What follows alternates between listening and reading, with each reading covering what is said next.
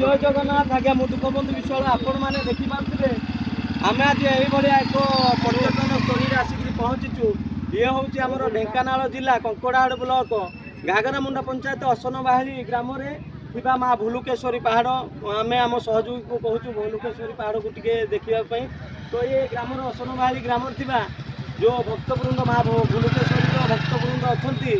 समस्त अनुरोध करिसंती प्रशासन को सरकार को जे ग्राम जो भुलुकेश्वर मंदिर अच्छी ये उपरे गोटे पर्यटन स्थली मान्यता दि जाऊ एवं एठाकू रास्ता एवं गाड़ी मोटर जानवाहन जावासवाई व्यवस्था करा जाऊ एवं उपरे गोटे मंदिर स्थापना करा जाऊ। पहाड़ उपर को किभली जावासवा हम भक्तवृंद जो रज पर्व में 2 दिन कि 3 दिन लगी रही है आज्ञा 3 दिन लगी रही है। तो यही 3 दिन पर भक्तवृंद सबुआड़ू आसती हजार हजार आपण मैंने देखिपे आम पूर्व वीडियो भी देखू ऊपर भी आम ग्रामर भाई मैंने जुगल भाई बापुन भाई समस्त सदस्यवृंद तो ऊपर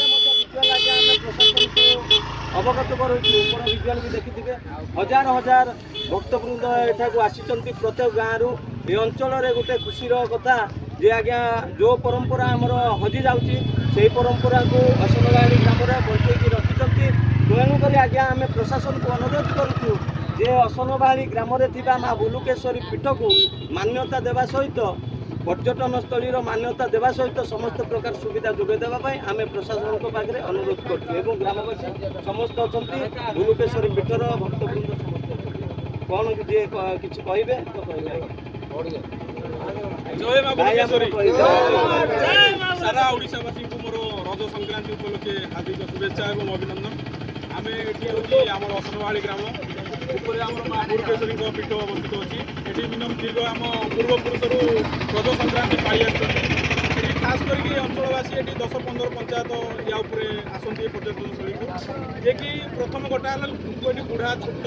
बड़ समस्ते पहाड़ को चढ़ी जाती ये रास्ता जावाई बहुत कदर्य से कदर्य रास्त लोक बहुत कष्ट हैरान होती मु प्रशासन को ये अनुरोध करी ये रास्ता प्रति ध्यान दे से माँ भुलुकेश्वरी पीठ पर किसी घर पर देले आम अंचलवासी उपकृत हबू एति कही मोर